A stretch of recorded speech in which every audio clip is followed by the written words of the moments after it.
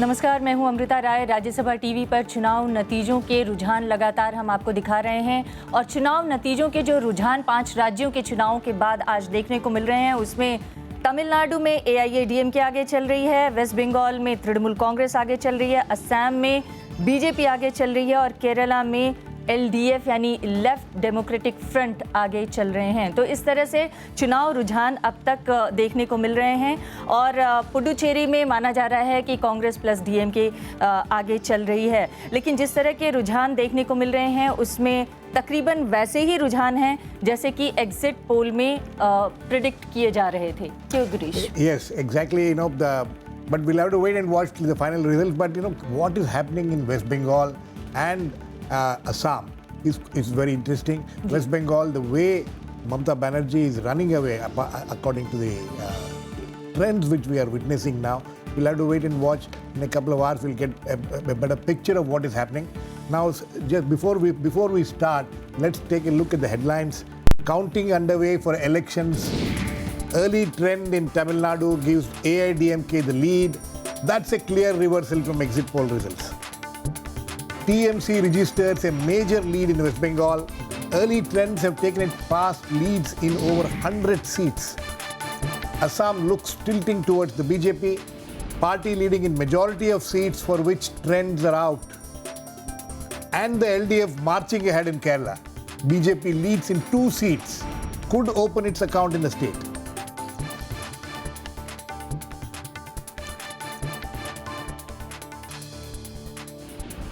Early trends emerging from the 4 states and 1 union territory where counting of votes is underway. The biggest surprise so far is that contrary to exit poll results, the AIDMK is leading in Tamil Nadu with Jayalalitha leading from her constituency. In West Bengal, it is a clearer picture with the TMC leading in over 100 seats. Kerala, the LDF has established a clear lead, but it is the NDA that looks set to open its account with leads in 2 seats. Assam is tilting towards the BJP for the first time, I should say, with its chief ministerial candidate Sarbanand Sonowal leading. Badruddin Ajmal, however, is trailing. In Puducherry, the DMK Congress is leading.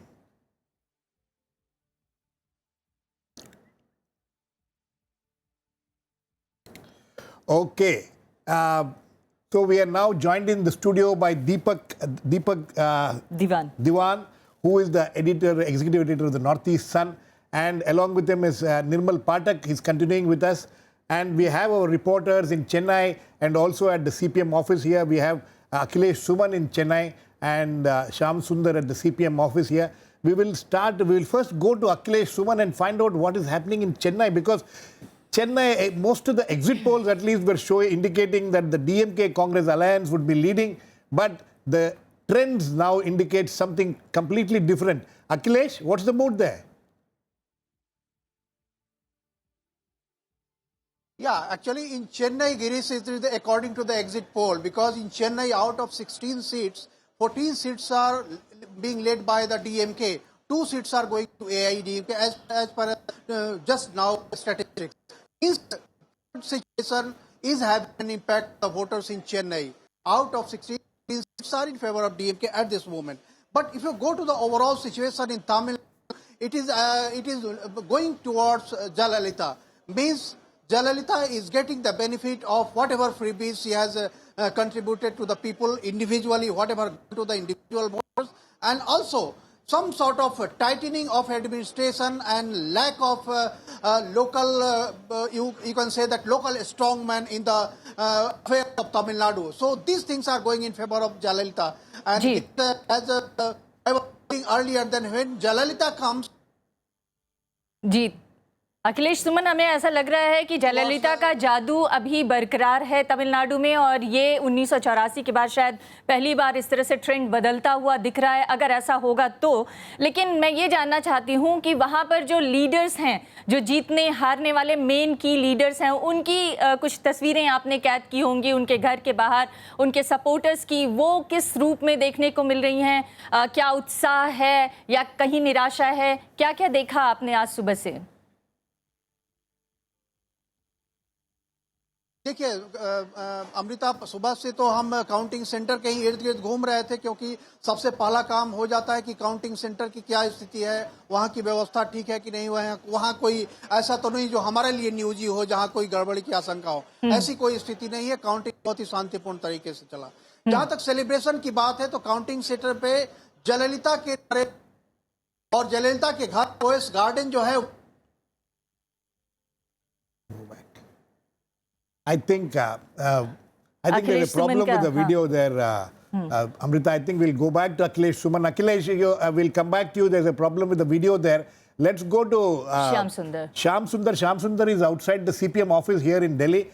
Shyam Sundar, what's the mood there? You know, there was a lot of hopes among the CPM, and when they had this alliance with the Congress, a very unusual alliance in West Bengal, there were a lot of hopes, but those hopes seems to be not realizing now.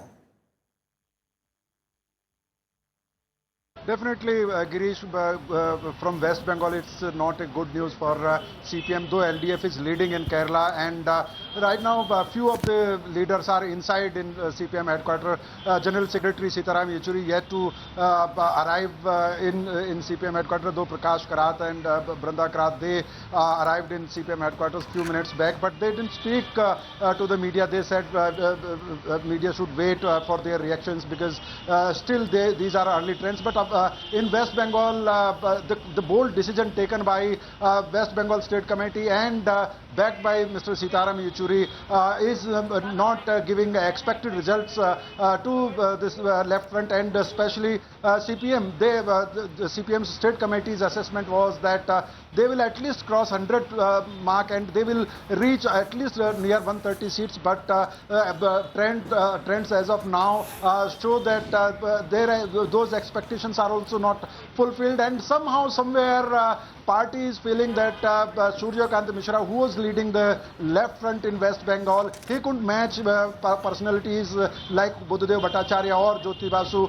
and Mamata Banerjee was clearly a big leader in front of Surya Kant Mishra, and she had a huge लेकिन श्याम, ऐसा लगता है कि सूर्यकांत मिश्रा ने भले ही वो match ना किया हो बुद्धदेव भट्टाचार्य या ज्योति इससे पहले वाले मुख्य ज्योति बसु के स्ट्रेचर को, लेकिन पिनराई विजयन एंड अच्युतानंदन जो केरल में इनका मुख्य चेहरा है लेफ्ट के, वो काफ़ी भरोसेमंद साबित हो रहे हैं और इसलिए कहीं आशा और कहीं निराशा देखने को मिल रही है लेफ्ट के लिए। बिल्कुल सही जी, बिल्कुल आप सही कह रहे हैं। देखिए, जहाँ तक केरल का सवाल है, केरल में तो पिछली बार ही अगर गुटबाजी ना होती सीपीएम के अंदर तो पिछली बार इतिहास बदला जाता और कोई सरकार रिपीट होती। इस बार ऐसे भी एलडीएफ के लिए बहुत फेवरेबल सिचुएशन थी क्योंकि कांग्रेस पर जिस तरह के एलिगेशन थे, लेकिन सीपीएम के लिए एक बड़ी उपलब्धि ये थी कि पिनाराई विजयन और वीएस अच्युतानंदन जो बहुत पॉपुलर नेता हैं वहाँ के across sections of the society, वो बहुत पॉपुलर नेता हैं, उन दोनों को एक मंच पर लाने में कामयाबी हासिल की। अच्युतानंदन को टिकट ना देने की वकालत पार्टी का एक धड़ा कर रहा था लगातार, उनको पॉलिट ब्यूरो से ड्रॉप किया गया था, लेकिन उसके बावजूद बाद में केंद्रीय नेतृत्व ने यह तय किया कि वीएस अच्युतानंदन को टिकट दिया जाएगा। और ये एक बड़ी वजह है कि ओमन चांडी, जिन्होंने काफी हद तक डैमेज कंट्रोल करने की कोशिश की, उसके बावजूद एलडीएफ केरल में जीत दर्ज कर पाया है।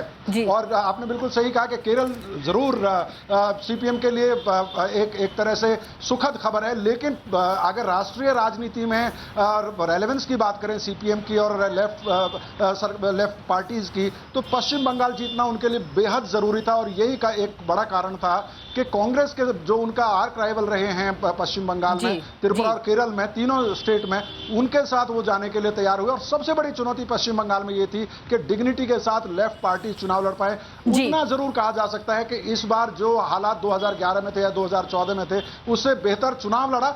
वोट परसेंटेज कितना आता है, सीट कितनी आती है, अब ये विश्लेषण का विषय आगे भी आते रहेंगे। अखिलेश और श्याम, आपके पास दीपक दीवान जी, मैं आपको शामिल करना चाहती हूँ। असम से पहले पश्चिम बंगाल की बात करें। पश्चिम बंगाल में लेफ्ट और कांग्रेस ने मिलकर चुनाव लड़ने का फैसला किया, लेकिन जो रिजल्ट्स हैं वो दोनों के मिलने के बावजूद उस तरह के नतीजे नहीं दे पाए जैसा कि वो उम्मीद कर रहे होंगे। राष्ट्रीय राजनीति के हिसाब से अगर देखें तो केरल तो एक तरह से डेफिनेट था कि ऑल्टरनेट गवर्नमेंट्स आती हैं तो एलडीएफ आ सकती है, उसकी 50% से ज़्यादा उम्मीद थी। लेकिन जहां पर सबसे ज़्यादा दांव था वेस्ट बंगाल में, वहां पर वो लूज कर गए। ये क्या संदेश दे रहा है? 30 साल लेफ्ट की गवर्नमेंट रही और कांग्रेस अपोजिशन में रही। अब एकदम से आप उठ के उनको दोस्ती का हाथ बढ़ा के अगर आप वहाँ जाते हैं, मुझे नहीं लगता कि वोटर एक्सेप्ट करेंगे इनको। हमें पहले दिन से डाउट था, क्योंकि आप देखिए जो कांग्रेस वर्कर्स और सीपीएम वर्कर्स की कितनी लड़ाई होती थी, मारकाट होती थी, वो एकदम से कैसे एक्सेप्ट करेंगे एक दूसरे को? तो वो ट्रांसफर नहीं हुए, नहीं आप मान हुए, रहे हैं? बिल्कुल भी नहीं। मतलब हाथ मिले लेकिन दिल नहीं मिल सका। और शायद इसका नुकसान उन लोगों को ये सामने आ रहा है आपके। So, Nirmal, the hope of the Congress in West Bengal in aligning with the left front, and left front's hope completely, you think that it's belied? Where will this take this? Because what we were told was initially the first couple of rounds TMC was doing very well. The later rounds we were told that things have changed, but that doesn't seem to have changed at all. एक जो ये election trend आ रहा है पिछले कुछ election से हम देख रहे हैं, वो पर्सनालिटी ओरिएंटेड हो गया है। कहीं भी जहाँ भी आपके पास एक फेस है, वेस्ट बंगाल में कांग्रेस और लेफ्ट अलायंस के पास कोई ऐसा चेहरा नहीं था जिसको देख के लोग वोट दें। और उनके कंपैरिजन में मुझे लगता है कि ममता बनर्जी की पॉपुलैरिटी अभी उस तरह से है, उन्होंने पिछले 5 साल में बहुत ज़्यादा कोई डेवलपमेंट का काम नहीं किया हो, या वो हो सकता है, पर एक जो गरीब और कमज़ोर तबका है उसमें शायद उनका जगह अभी बनी हुई है। इस वजह से एक तो ये कारण, और दूसरा लेफ्ट और कांग्रेस के पास कोई एक चेहरा, जिसे वो सूर्यकांत मिश्रा वहाँ पे लेफ्ट की तरफ से थे, पर जैसा अभी डिस्कस कर रहे थे हम लोग कि वो ज्योति बसु या बुद्धदेव भट्टाचार्य जैसा चेहरा वो नहीं साबित हुए।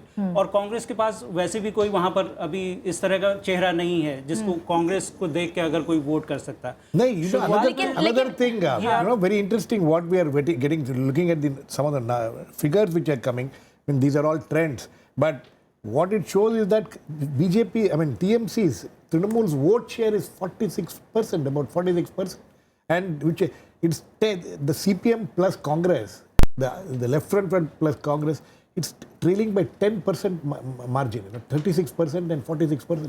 वो उसका एक तरह से ये काफ़ी लैंडस्लाइड जिस तरह का है ममता बनर्जी के लिए, और उसका रीजन मुझे वही लगता है कि एक तो कांग्रेस और दीपक जी कह रहे थे कि कांग्रेस और लेफ्ट का अलायंस जो हुआ उसको एक्सेप्ट नहीं किया, पर इस तरह की फीडबैक इस तरह का आ नहीं रहा था। हो सकता है ग्राउंड पे रहा हो इस तरह की चीज, जिस तरह का रिएक्शन कांग्रेस और लेफ्ट के अलायंस के बाद वर्कर्स की तरफ से या लोगों की तरफ से आना चाहिए था, वैसा नहीं था। और कांग्रेस ने भी ये काफ़ी वहाँ डिस्कस करने के बाद, अपने वर्कर्स से, अपने कैडर से डिस्कस करने के बाद ये अलायंस किया था। और यहाँ से लीडरशिप की तरफ से यही कहा गया था कि क्योंकि स्टेट यूनिट चाहती थी कि लेफ्ट के साथ अलायंस हो, इसका मतलब वहाँ इस तरह की अर्ज एक महसूस की जा रही थी कि ये इन दोनों को साथ जाना चाहिए, चाहे पास्ट में जिस तरह के भी डिफरेंसेस रहे हों। पर अब जो रिजल्ट आ रहे हैं उससे लग रहा है कि इनके पास या तो चेहरा नहीं था जिसको ये एक credible, there could be another factor. West Bengal has seen governments being there for years after years. 33 years, the left front government was there. People of Bengal are used to having, giving governments more than one chance. You think that is one of the factors? ये बाकी जगह भी ये trend आप देख रहे थे कि जयललिता तमिलनाडु में रिपीट हो रही हैं, मध्य प्रदेश में, छत्तीसगढ़ में, वहाँ चीफ मिनिस्टर्स गवर्नमेंट्स रिपीट हुई हैं। लोग ये ऐसा मतलब जो वोटर का एक दिख रहा है ये कि वो अगर आप ठीक ठाक कर रहे हैं, नीतीश रिपीट अगर आप ठीक ठाक काम कर रहे हैं, अगर आपके पास आपके खिलाफ कोई बहुत सीरियस एलिगेशंस नहीं है। वेस्ट बंगाल में हालांकि ममता के पर्सनल नहीं था, लेकिन उनकी पार्टी के लोगों पे और सरकार पे आरोप लगे हैं भ्रष्टाचार के। पर अगर आपके खिलाफ कोई सीरियस वो नहीं है, चार्जेस नहीं है, तो शायद लोग आपको फिर से मौका देने के लिए तैयार हैं। एक ये ट्रेंड मुझे लगता है कि Okay, I think we are now joined in by BJP spokesperson Arun Singh. Mr. Arun Singh, how do you look at this? It must be a very happy day for the BJP, because what you people were expecting in Assam, it is happening. We are not seeing any other major gains for BJP in other states, but Assam was a very crucial state for the BJP. You people must be very happy now. The Assam result, whatever we were expecting, that is in the line that you can see. Assam, we went with a development agenda. The people were fed up with the Congress government was there for the last 15 years. Okay, Mr. And that is the reflection that we are going to, Mr. Singh, so that does it mean that you have benefited from the anti-incumbency factor, which must have been a major factor in these elections? As you yourself were pointing out, 15 years of the Congress rule, obviously anti-incumbency would have played a very major role. Not the fact. The fact is, if you look at and go to the tea garden workers, their status is pathetic. There are no houses in the villages, no drinking water system there. So people are fed up with the Congress. Then if the people are fed up, you have to go with the development agenda also. It is not that we went on the anti-incumbency. We just went before the public with the development agenda. These are the things that we want to do it. So the people, they liked it and they voted for us. Okay, sir, please stay on. I'll come back to you. Deepak, how do you react to this? Is it the development agenda of the BJP which is giving them this kind of results, or you think the anti-incumbency was one of the major issues? Well, he's correct in a way, but the major plank in the election was, which has convinced Assamese voters to go for BJP, is that the vision document which BJP released, which promises, number one, the foremost point is that they would seal the border with Bangladesh. See, which has been dream of every Assamese, including the original Assamese Muslims. They want it. So that is one. And number two, projecting Sarbananda Sonowal, a young person, as a chief minister against Mr. Gogoi, who is 81. And do not forget, Assam has major problem with the youth. There are 25 lakhs unemployed youth, educated youth in Assam. They are looking for some avenues. And then India's Act East policy now, see, when we open up Northeast to this thing, everything has to go from Assam. Yeah. And then the gas cracker project the inauguration of the gas cracker project made a major impact on the voters of Assam, because the project which would have been started 25 years ago Deepak ji, started now. एक चीज मैं इसमें जानना चाहती हूँ, जो केंद्र की नीतियां हैं और जो ऐलान हैं, वो ज्यादा असम के लोगों को प्रभावित किया है, या फिर वहाँ के जो लोकल लीडरशिप है और लोकल इश्यूज हैं, वो ज्यादा बीजेपी को लोकल जीतने में इश्यूज को अगर कोई मददगार एड्रेस नहीं करेगा तो लोग क्यों वोट देते? लोकल इश्यूज को टच किया गया, उसके लिए प्रॉमिस किया गया कि हम ये सब करेंगे, डेवलपमेंट करेंगे। आप ये देखिए, जो एक्ट ईस्ट पॉलिसी के दौरान पूरे इंटायर नॉर्थ ईस्ट में जो पेंडिंग प्रोजेक्ट्स थे, चाहे रेलवे हो, चाहे हाईवे का हो, सबको एकदम से पुश किया गया है। तो लोग देख रहे हैं। That's interesting. We have with us Ashish Dua, who is a spokesperson of the Congress party. Let's get him. Ashish, it's not a very happy day for the Congress. Everywhere, you don't see any positive results anywhere in the country. Anywhere in any of the 5 states, we are not gone to Puducherry. Puducherry is probably the only place where you seem to be having some positive results there. No, in fact, I was wondering. I just heard last few lines about Assam, and I don't know the person who was speaking about the development from center about Assam. Yes. That got them the votes. But I would raise a couple of issues, couple of points that if you are so confident on the development from the center, why the support was not given on Assam floods, which the state people had wanted, the chief minister had wanted, and the cooperation was not given to him. Second point is, if you were so confident on the center's thing, why was Prime Minister's face not projected like it was done in Bihar and like it was done in Delhi? And third point is that then what was the need to rake up the Bangladeshi issue there, which they want, the BJP wanted to make the major issue there. among the population there. No, Ashish, so one these second. points, one second. belie the fact. Do not Deepak, forget, one second. independence, Deepak, one second. pact with Bangladesh was signed by this government. Deepak, one second. Let him finish. Ashish, the points which you are raising may be valid, but the results, the results show a completely different picture. Deepak Diwan, he's a journalist who represents one of the northeastern papers, Assam paper. He wants to react to you, Deepak. See, after all, it is the present government which has solved the pending border issues with Bangladesh. You can't ignore it. So, Ashish, the fact... Mr. Deepak, if I got you... No, but the point is the UPA government brought in this land boundary agreement.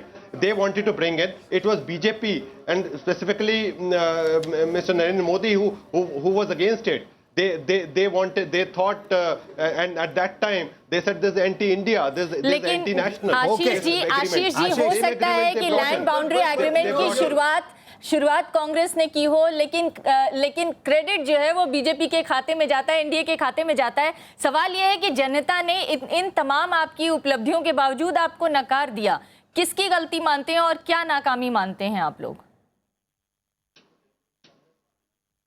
देखिए, असम का जहां तक सवाल है वो 15 साल की जो हमारी anti incumbency for any state government, not just Congress और not just Assam for that matter fact, you see across the country it's very difficult for any party in any region to retain a government after 15 years, after 3 terms. So that is one major factor that लेकिन तो फिर अगर आप ये मानते हैं कि 15 साल बाद किसी पॉलिटिकल पार्टी को रिटेन करना मुश्किल होता है, तो क्या आप लोगों ने चुनाव स्ट्रेटेजी में कोई गलती की? क्या आप लोग को नहीं लगता कि आप लोग अगर छोटी पार्टियों के साथ मिलकर गठबंधन में वहां पर चुनाव लड़े होते तो शायद ये बेहतर होता, या फिर अपना मुख्यमंत्री का चेहरा किसी और को प्रोजेक्ट किए होते तो शायद कुछ आप लोगों के लिए फायदेमंद हुआ होता? See, that analysis will need the party will sit around, when the final results come in, when the final exact figures come in, what is the vote percentage, how much have we retained the vote percentage, or have we slipped on our vote percentages across the state. We'll analyze those issues. Okay, Ashish. But the fact remains that Ashish, कुछ results जो अभी रुझान जो आ रहे हैं उसके बारे में भी डिस्कस कर लेते हैं. And the border front.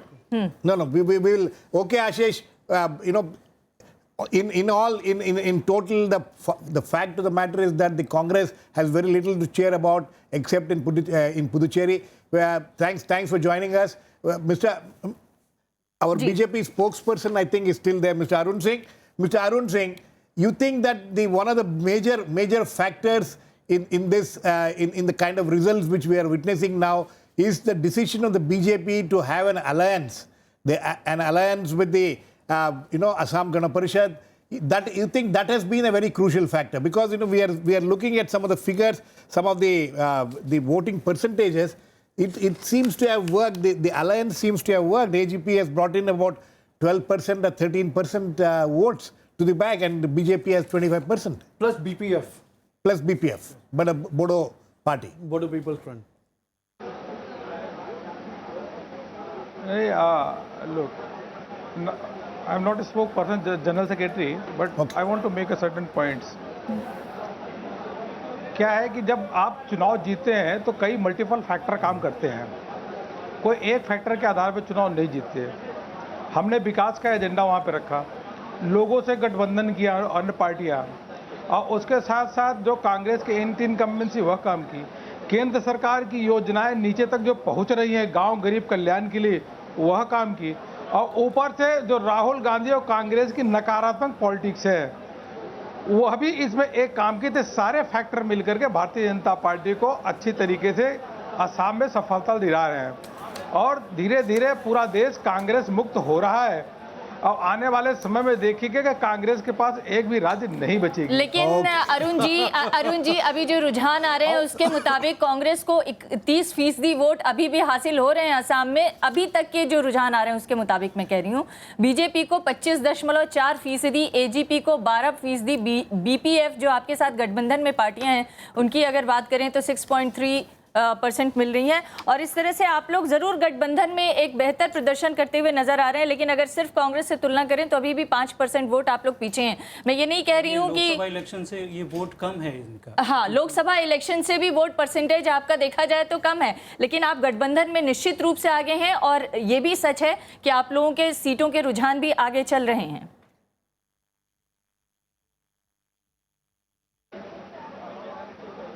जी देखिए, पिछली विधानसभा हमको केवल 5 सीट प्राप्त हुई थी और भारतीय जनता पार्टी का धीरे धीरे ग्राफ वोट परसेंटेज का बढ़ रहा है।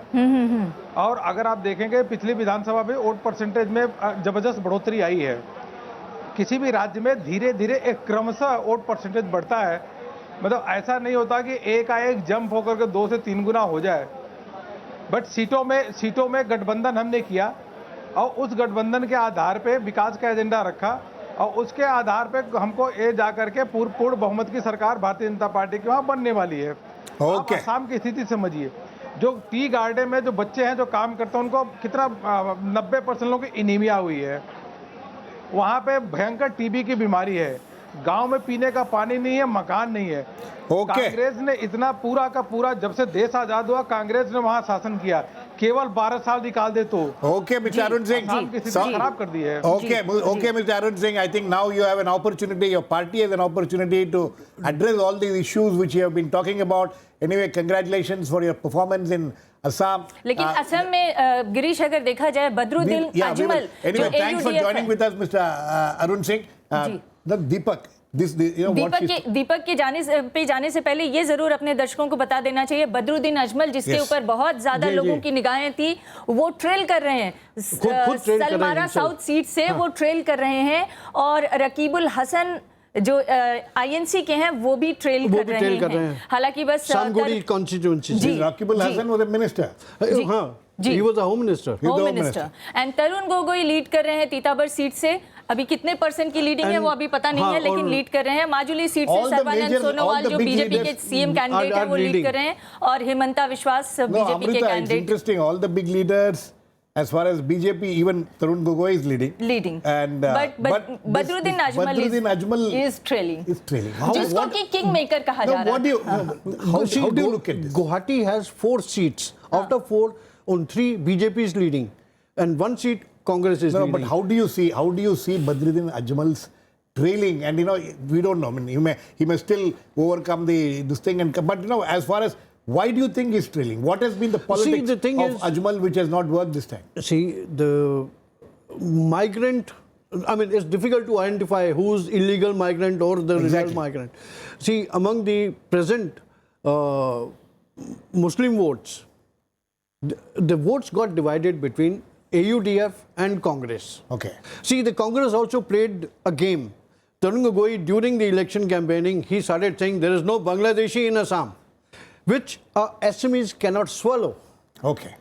But at the same time, the local Assamese Muslims, they also don't like illegal migrants because they are taking away their rights and their, work and things. Nirmal, how do you look at it? Ajmal अगर trend कर रहे हैं, अगर वो हारते हैं तो ये बहुत ही सरप्राइजिंग होगा, क्योंकि कांग्रेस के जिस तरह का ट्रेंड आ रहा है, कांग्रेस उसमें अगर बहुत अच्छा परफॉर्म नहीं कर रही है तो उसके लिए AIUDF ज़्यादा जिम्मेदार है। ये मान रही थी कांग्रेस बिहार के इलेक्शन के बाद कि जहाँ भी उसकी सीधी फाइट बीजेपी से होगी वहाँ माइनॉरिटी वोट उसकी तरफ कंसोलिडेट होंगे। और इलेक्शन के सेकंड फेज में भी कांग्रेस को ये भरोसा था कि AIUDF को उतना सपोर्ट नहीं मिलेगा मुस्लिम कम्युनिटी में, और वो क्योंकि कांग्रेस वहाँ पे एक बीजेपी को टक्कर देने की स्थिति में है। लेकिन अजमल के अगर 10 सीट से ज़्यादा आती हैं AIUDF की तो वो सीधा उसका मुझे जो लगता है वो ये कि कांग्रेस और AIUDF के बीच में वोट डिवाइड हुआ है और मुस्लिम्स ने पूरी तरह से कांग्रेस पे वहाँ भरोसा नहीं किया है। अजमल ट्रेंड कर रहे हैं, अजमल हार जाएं वो एक अलग विषय होगा, पर AIUDF की फिर भी अभी भी 10 सीट से ज़्यादा वो ट्रेंड कर रहे हैं जिसमें वो आगे last assembly they had 18 seats. Right. So I mean the readings which I got from my friends in Assam, journalists from Assam, they said they won't even get 10, not even 10. Okay, So let's see. And Mr. Badruddin was claiming that he will be the kingmaker, Kingmaker. and he said day 4 yesterday जी, वो he will get at least 40 seats. Even का exit दावा polls करने were वाले giving लोग them खुद अपने medium हारने distance. लग गए और उनको वो 10 सीट से कम पे ट्रेल कर रहे हैं या लीड कर रहे हैं। लेकिन इस समय जो ब्रेकिंग न्यूज इस समय आ रही है, मतलब जो बड़ी खबरें आ रही हैं उसके मुताबिक पश्चिम बंगाल में ममता का जादू बरकरार देखा जा रहा है। असम में बीजेपी सत्ता के करीब पहुंचती हुई दिख रही है और इसी तरह से तमिलनाडु में जयललिता पर जनता ने ज्यादा भरोसा दिखाया है डीएमके और कांग्रेस के गठबंधन के बावजूद। लेकिन केरल में लेफ्ट गठबंधन को पूर्ण बहुमत मिलती हुई दिख रही है। पुदुचेरी में कांग्रेस और डीएमके आगे चल रहे थे। पुदुचेरी में नेल्ली थोपे से कांग्रेस के ए जॉन कुमार आगे चले हैं और ए जॉन कुमार जीत चुके हैं, बल्कि हम ये कह सकते हैं। ये कुछ ताज़ा जो रिजल्ट और रुझान आ रहे हैं उसको हम अपने दर्शकों को बता रहे हैं। लेकिन ये भी सच है कि जो सबसे ज़्यादा दांव पे हम देख रहे थे, चाहे वो वेस्ट बंगाल की सीट हो या असम की सीट हो, जिसपे बहुत ज़्यादा देश की निगाहें थी कि क्या बीजेपी नॉर्थ ईस्ट में अपना खाता खोल पाएगी। वहाँ पे भरपूर बीजेपी को समर्थन मिला। और पश्चिम बंगाल में एक तरह से ये कहा जा रहा था कि क्या वाकई लेफ्ट और कांग्रेस अगर गठबंधन में आते हैं तो उनका रिवाइवल संभव है। लेकिन वो अब एक चीज और बताऊं, अगर ये बीजेपी असम में इलेक्शन जीत के आती है तो ये पहला होगा चुनाव जीतने के बाद सरकार बनाना है। वैसे तो बीजेपी एक बार अरुणाचल में सरकार बना चुकी है, जब सारे विधायक अरुणाचल में थोड़े टाइम के लिए ज्वाइन कर गए दीपक जी, लेकिन इसमें एक और फैक्टर है। हिमंता विश्वास जो कांग्रेस से गए हैं बीजेपी में, जिनके ऊपर बीजेपी ने बहुत ज्यादा भरोसा किया। हमने ये भी सुना कि हिमंता विश्वास ने ही मैक्सिमम सीटें, यानी किस पर कौन उम्मीदवार लड़ेगा, ये तय हिमंता विश्वास ने किया है। अगर हिमंता विश्वास को भरोसे में नहीं लिया बीजेपी ने तो क्या आने वाले दिनों में, हालांकि ये प्रेडिक्ट करना और ये बात करना अभी जल्दबाजी होगी, लेकिन हिमंता विश्वास को भरोसे में लेना बीजेपी के लिए आने वाले दिनों में जरूरी है। बिल्कुल है, और अभी है मेरे ख्याल से भरोसे में वो। अब देखिए बीजेपी का पूरा जो कार्यक्रम कैसे इन्होंने इस स्टेज पे पहुंचे हैं। 2014 में सर्बानंद सोनोवाल ये एजीपी के एमपी थे। उन्होंने एजीपी छोड़ के बीजेपी ज्वाइन करी और उन्होंने बीजेपी के सारे कैंडिडेट्स को ऑर्गेनाइज किया। इसी वजह से 14 में से 7 सीटें बीजेपी जीती थी जनरल इलेक्शंस में। जी।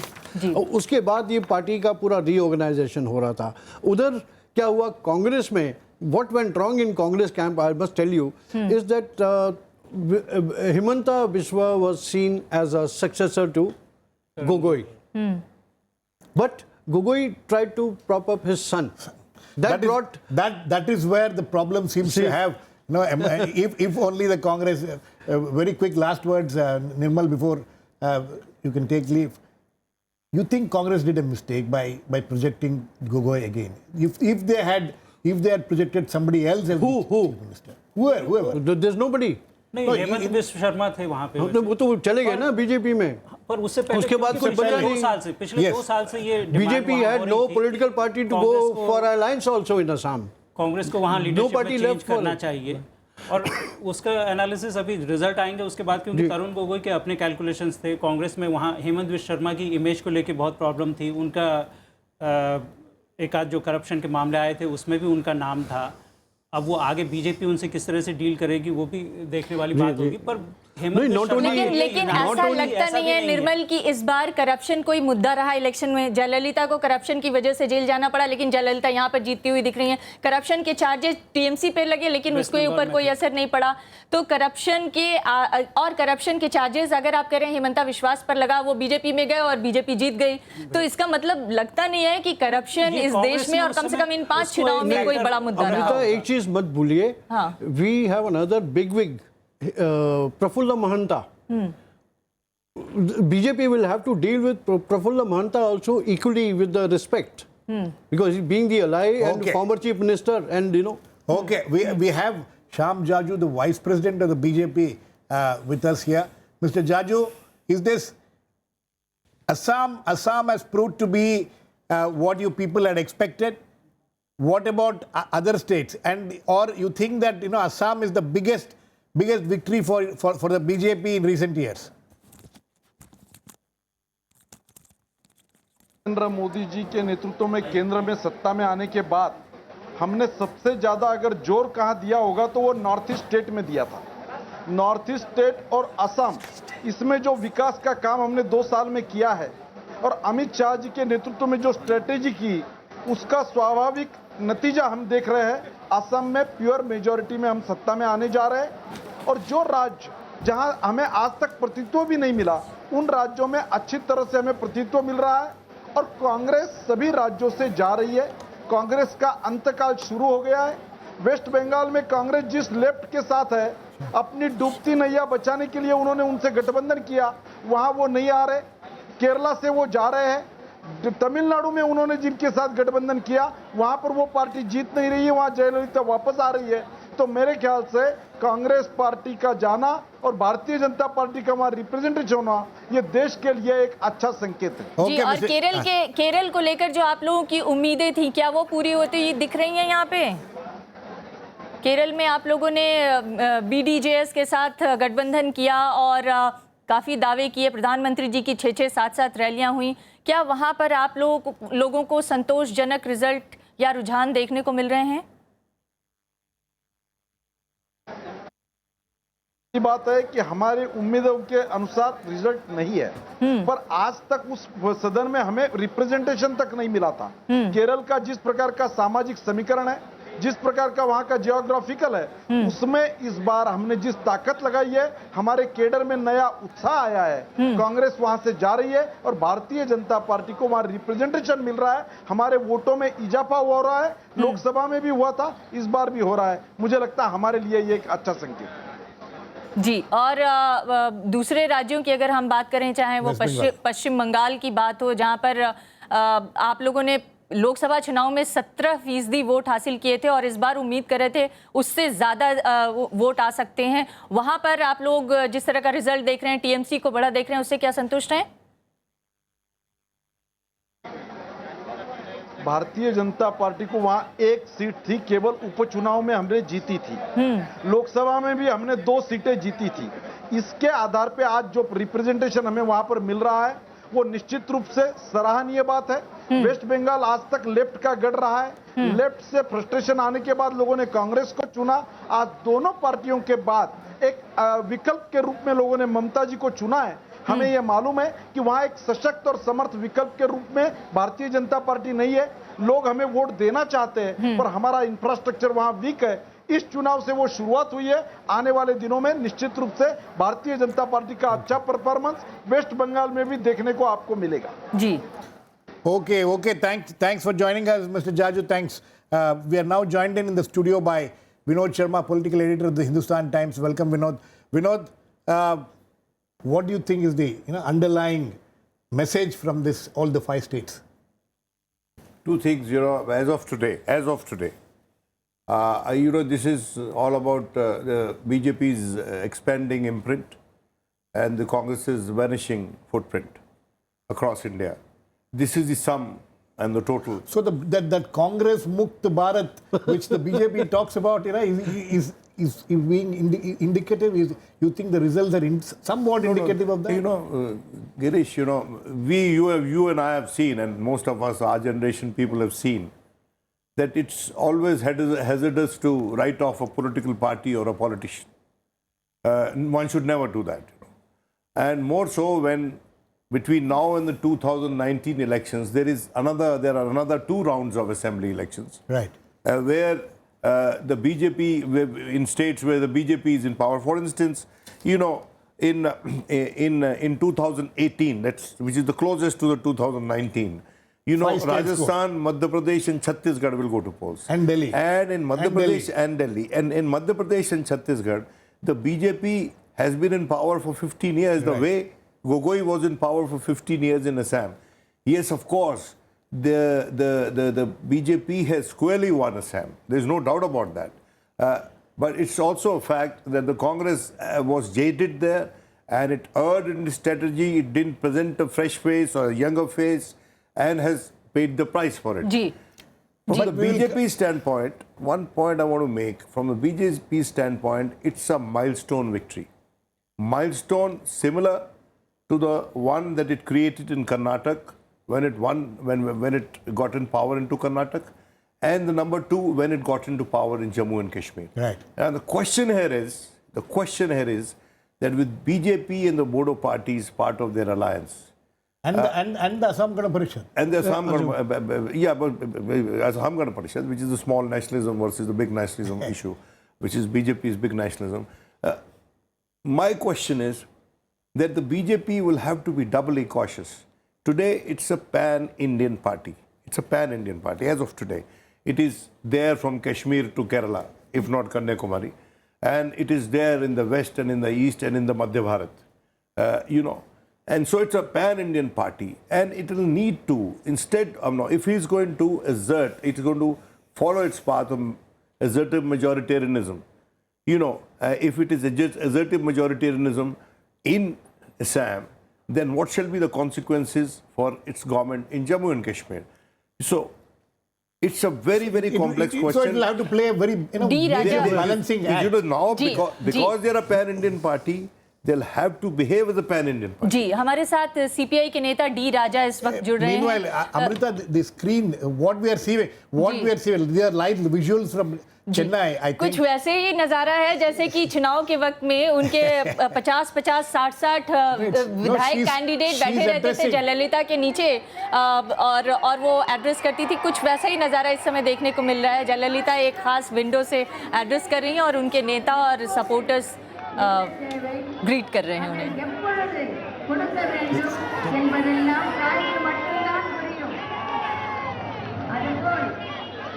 She is addressing, Jayalalitha is addressing her party supporters outside her house in Poise Gardens, Chennai.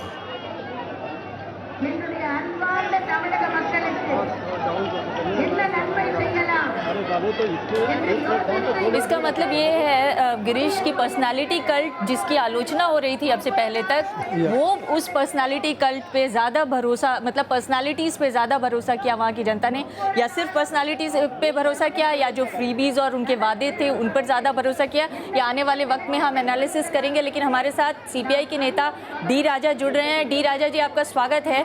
मैं ये जानना चाहती हूँ, एक तरफ वेस्ट बंगाल के रिजल्ट हैं जहाँ पर आप लोगों ने, मतलब तमाम लेफ्ट पार्टियों ने कांग्रेस के साथ समझौता किया, वहां पर आप लोगों को हार का मुंह देखने की संभावना बनती हुई दिख रही है। आई थिंक डी राजा से हमारा संपर्क टूट गया है, हम दोबारा उनके पास जाने की कोशिश करेंगे। इस वक्त आप जो तमिलनाडु की तस्वीर देख रहे हैं वो एक तरह से दिखाता है कि जयललिता का क्रेज़ अब भी बरकरार है और 1984 के बाद से एक तरह से कहें पहली बार दूसरी कोई एक ही पार्टी जो है वो दूसरी बार चुनाव जीतकर सामने आने वाली है। Amrita, I was traveling in Tamil Nadu, during the elections. The first time I got this impression that maybe that history may be created because what you are talking about from 1984, we have never seen same government being repeated. We know, this is a major shift in trends as far as Tamil Nadu results. Okay, meanwhile, I think Ram Madhav is addressing the media. Let's listen to what he says. मित्रों, इस जीत को हम मां कामाक्षा को, पवित्र नदी ब्रह्मपुत्रा को, श्रीमंत शंकर देव जी के चरणों में हम समर्पित करते हैं। असम की जनता को हृदय से आभार व्यक्त करते हैं कि लगभग 48-49% वोट देकर हमें एक अभूतपूर्व समर्थन असम की जनता ने दिया है। हम बहुत आभार है असम की जनता के प्रति। हमारे पार्टी के नेतृत्व, हमारे मुख्यमंत्री उम्मीदवार श्री सर्बानंद सोनोवाल जी के नेतृत्व में हमारे अच्छे नेता राज्य के, प्रदेश के श्री हेमंत बिश्व शर्मा और हमारे सारे सांसद, पार्टी के सभी पदाधिकारी, कार्यकर्ता बहुत मेहनत किए हैं इस विजय के लिए। उनके मेहनत का ही यह परिणाम है, ऐसा हम मानते हैं मित्रों। और असम को एक अच्छी सरकार, असम में परिवर्तन के लिए जो जनता ने वोट दिया है उस आकांक्षा को पूरा करने वाली सरकार भारतीय जनता पार्टी के नेतृत्व में श्री सर्बानंद सोनोवाल जी के मुख्यमंत्री के नेतृत्व में देने के लिए हम कटिबद्ध है, संकल्पबद्ध है। मैं आप सबको भी धन्यवाद देना चाहूँगा। हमें पूरा समर्थन मीडिया से मिला है और एक पूरे देश में असम के चुनाव को लेकर बड़ी उत्कंठा थी, बड़ा एक इंटरेस्ट था और मुझे ये कहते हुए प्रसन्नता है कि यह विजय इधर भारतीय जनता पार्टी के लिए भी एक बहुत महत्वपूर्ण और बहुत ही उचित समय में आया विजय, ऐसा मैं मानता हूं। आप सबको बहुत धन्यवाद मित्रों। बाकी सारे विषय आज शाम को हमारे पार्टी के प्रदेश का नेतृत्व श्री सर्बानंद सोनोवाल जी और हेमंत विश्व शर्मा जी और अन्य नेता एक प्रेस कॉन्फ्रेंस करेंगे, आपसे विस्तृत बात करेंगे उनकी आगे योजना वगैरह को लेकर। बड़ी उम्मीदें हैं लोगों को। मैंने यही कहा कि इन सारे विषयों पर हमारे प्रदेश का नेतृत्व आपको दोपहर के बाद। तो आप देख रहे थे राम माधव को, बीजेपी के जनरल सेक्रेटरी, वहां पर जनता का धन्यवाद करते हुए, लेकिन उन्होंने शुरुआत की कामाख्या देवी के आशीर्वाद से। उन्होंने कहा कि कामाख्या देवी के आशीर्वाद से हम ये इलेक्शन जीते हैं। लेकिन इलेक्शन के दौरान जो कैंपेन चल रहा था उसमें चाहे वो हिमंता विश्वास जो उनके मुख्य लीडर कांग्रेस पार्टी छोड़कर बीजेपी में शामिल हुए थे उनकी बात की जाए या सर्बानंद सोनोवाल की बात की जाए, दोनों ही जब भी प्रेस के सामने आते रहे या लोगों से बातचीत करते रहे वो बार बार ये कहते रहे हम ये स्टेट जो है वो सेक्युलर स्टेट है और हम सभी धर्मों और देवी देवताओं को बराबर मानकर यहाँ पर चलते हैं, क्योंकि वहाँ पर 11 बिलियन मुस्लिम लोग हैं और तकरीबन 11 मिलियन मुस्लिम लोग रहते हैं वहाँ पर, और इसी तरह से क्रिश्चियन पॉपुलेशन भी बहुत ज़्यादा है। जो माइग्रेंट्स हैं वो तकरीबन 22 मिलियन हैं और उन तमाम लोगों को मिला के अगर देखा जाए तो वो एक सेक्युलर स्टेट बनता हुआ दिखता है। और इसलिए बार बार चाहे वो सर्बानंद सोनोवाल हों चाहे वो हिमंता विश्वास हों, बार बार ये कहते देखे गए कि हम सेक्युलर डेमोक्रेटिक स्टेट में ये चुनाव लड़ रहे हैं और हम सेक्युलर डेमोक्रेसी के लिए वोट मांगने जा रहे हैं। लेकिन आज जब चुनाव नतीजे आ रहे हैं तो चाहे वो असम के पूर्व मुख्यमंत्री तरुण गोगोई की बात की जाए, वो भी कामाख्या देवी मंदिर में जाकर आशीर्वाद ले रहे थे और बीजेपी के नेता भी कामाख्या देवी के मंदिर में आशीर्वाद के बाद ही जनता से बात करते हुए दिख रहे हैं। अभी तक तो गोगोई हैं मुख्यमंत्री, आप पूर्व मत बनाइए। लेकिन जो नतीजे और जो रुझान दिख रहे हैं उसके मुताबिक अब वो पूर्व ही होते जा रहे हैं जब तक Vinod, coming back to the issue of Tamil Nadu, लेकिन तमिलनाडु पर जाने से पहले अगर इस असम के रिजल्ट की बात करें और ये जो असम में बीजेपी अलायंस 44 सीट्स की तरफ आगे बढ़ रही है, इसमें एक मुख्य रोल हिमंता विश्वास का रहा है। विनोद जी, मैं आपको शामिल करना चाहती हूँ। हिमंता विश्वास जब बीजेपी में शामिल हुए तभी बीजेपी इतनी स्ट्रेंथन महसूस कर रही है और अभी ये माना जा रहा है कि इस चुनाव में भी मैक्सिमम कैंडिडेट्स जो तय किए गए हैं वो हिमंता विश्वास की तरफ से ही किए गए हैं और उन तमाम कैंडिडेट्स में ज़्यादातर कांग्रेस पार्टी के ही पुराने लोग हैं जो हेमंता विश्वास के साथ कैंडिडेट हैं या बीजेपी के कैंडिडेट बनके आए हैं और जीते हैं। ये क्या संकेत करता है? बीजेपी अगर यहाँ पर जीत भी जाती है और हेमंता विश्वास को भरोसे में नहीं रखती है तो सोनोवाल के लिए मुश्किल हो सकती है। ये दो चीज़ें साबित करता है। एक तो कि हेमंता बिस्वा शर्मा जो है वो एक प्रतिभाशाली नेता थे, ज़मीन पे उनकी पकड़ थी और कांग्रेस उनको नहीं रख सकी। So the Congress is not able to hold its talent. और जिस तरह से सोवियत यूनियन का डिसइंटीग्रेशन हुआ था when it was unable to hold its talent, ये हमेशा होता है। जो भी मुल्क या जो भी तंजीमें अपने हुनर को समेट के नहीं रखती वो पशेमान होती है, बाद में मुश्किल होती है उनको। कांग्रेस के लिए बड़ा मैसेज है। दूसरा, ये बीजेपी के लिए गेन था हेमंत बिस्वा शर्मा का वहां जाना। हेमंत बिस्वा शर्मा और सोनोवाल दोनों एजीपी की पैदाइश हैं जी। इनका दोनों का बैकग्राउंड एजीपी का है। एक कांग्रेस में आ गए थे और दूसरे भाजपा में चले गए थे। अब देखना ये है, और एजीपी जो है वो काफी अच्छे 16% करीब वोट पाई है जी। काफी बड़ा इंप्रूवमेंट है। एजीपी लगभग AGP has got 12.3%, लेकिन 17 सीट्स हासिल करती है। Bodo people's party is ahead in 10 seats। हाँ, सो जो सिमट गई थी एजीपी वो फिर से वो प्रफुल्लित हो रही है और उसी तरह से बोडो पार्टी जो है वो भी अच्छी स्थिति में उभरी है। तो इसलिए भारतीय जनता पार्टी को वहां पर इन लोगों के साथ तालमेल करके अपनी राजनीति करनी पड़ेगी। और जहां तक सोनोवाल के नेतृत्व का सवाल है, हो सकता है कि बीजेपी को कॉम्प्रोमाइज करना पड़े हेमंत बिस्वा शर्मा को उप मुख्यमंत्री बनाकर। ये हो सकता है। डिप्टी चीफ मिनिस्टर अब असम में एक हो सकता है, क्योंकि राम माधव ने भी हेमंत बिस्वा का शर्मा का नाम अलग से लिया। And in fact, he even said that in the evening there will be a press conference jointly by the two, Sonowal and Sharma. देखो सोनोवाल शर्मा क्यों निकले थे वहां से, क्योंकि वो मुख्यमंत्री पद चाहिए था, जो उनको दे नहीं रहे थे Tarun Gogoi. Deepak, how do you look at this? Yeah, I mean, we know this correct. We all know. See, at this moment, there cannot be other chief minister than the Sonowal in the BJP. He has been declared. He's been declared. The election was fought with his name. Exactly. You know, but at the same time, Himanta cannot be ignored. He has to be given importance in the ministry. And that party will take care, and I think they will take care of Prafulla Mahanta also. Exactly, because AGP is winning. He's ahead in 17 seats, where BJP in 39 seats. So लेकिन एक चीज मैं जानना चाहती हूँ Deepak ji, pound of flesh. Deepak ji, एक चीज जानना चाहती हूँ, मुस्लिम वोट परसेंटेज वहाँ पर बड़ी तादाद में है। वो मुस्लिम वोट परसेंटेज अगर AUDF के साथ भी नहीं गया, 8.5% अभी तक वोट केवल मिले हैं AUDF को। बीजेपी also fielded मुस्लिम कैंडिडेट्स, आप देखिए उनमें से भी वो जीत के आएंगे। ऐसा नहीं कि बीजेपी ने मुस्लिम कैंडिडेट को नहीं फील्ड किया।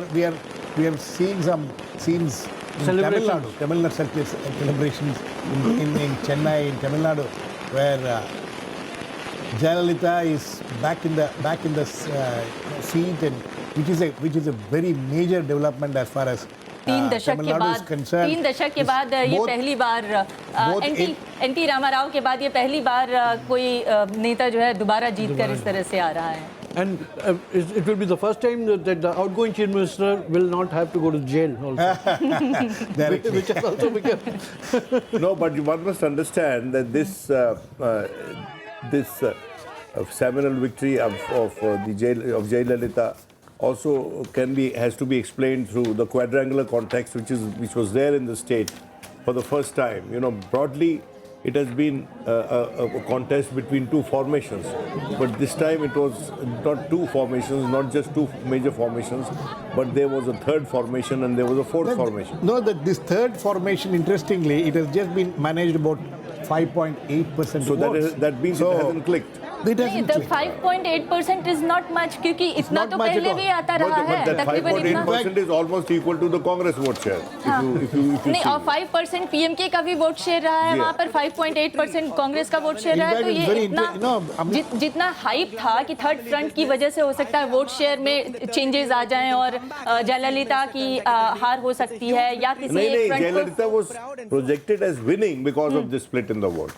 Anti-incumbency but vote. that doesn't seem to have made much difference. Though, if ultimately when we calculate that thing, it looks like that 5.8% of the third front, because what we have now, the vote share, what we have, the trends in the vote share is that ADMK has 42% votes, DMK has 39% vote, DMK plus, that is Congress and others included. Third front has 5.8%. So if you put 39.5 plus 5.8, then it would be more than. Then it will be more, but we can't really go by this kind of simple. No, I'm just saying it's a back of the envelope campaign. Back of the envelope, and PMK, interestingly, PMK has more vote share than the third front put together, which is quite a. For PMK, this is going to be a. How much? What is their vote share? They have 5.9%. PMK just alone. So they have emerged as significant factor. It's quite significant, actually. So, the fact is that Jayalalitha coming back to power, you think that the welfare schemes, this is what I also noticed when I was traveling, the welfare scheme seems to have been one of the major reasons why she's come back to power. And, as Amrita was एक pointing out earlier. एक और point welfare schemes तो है ही, लेकिन वहाँ की जनता से जब आप बात करें तो वो ये भी कहते हैं कि उसके अलावा लॉ एंड ऑर्डर मेंटेन करने में Exactly. जयललिता का एक बड़ा रोल रहा है और इसलिए भी शायद वहाँ की पॉपुलेशन या पब्लिक उनके साथ है। और एक और बड़ा फैक्टर जो मुझे समझ में आ रहा है, जो मोटरसाइकिल देने का वादा किया गया है उनके मैनिफेस्टो major में, thing, you know, वो भी I was- एक बहुत बड़ा वादा है, Scooters, शायद वो सब भी कहीं ना कहीं 50% असर कर subsidy रहे for होंगे। women who are going to buy scooters. You know, this is something which has excited young I women wonder whether across Tamil Nadu. Jayalalitha has yet responded to the election commission's query as to how will she meet these promises. And actually, Jayalalitha's It's not the manifesto. election commission, the Supreme, the court has, the no, court no, has demanded. election commission is also Also. asked. And Jayalalitha came out with her manifesto after the DMK manifesto. Yes. So Right she at wanted the to be end, one right up. at the But another point which I want to make is that Jayalalitha's victory is, you know, it had to score a victory this time because the succession issue within the AIADMK has not been resolved yet. While it has been resolved in DMK and in the outside chance of she having lost, it would have marked the end of the road for AIADMK for another 5 years. And because she's not keeping the best of health, one wishes her a long life. But Jayalalitha is not keeping the best of health. And Mr. Karunanidhi is in the twilight of his life, you know. Absolutely. And they know, but the fact remains that, you know, the way Tamil Nadu has given a mandate again to Jayalalitha is something which we'll need to discuss more during the day. We will be doing that. But meanwhile, we are going to a short break now. We'll come back very soon. Please keep watching.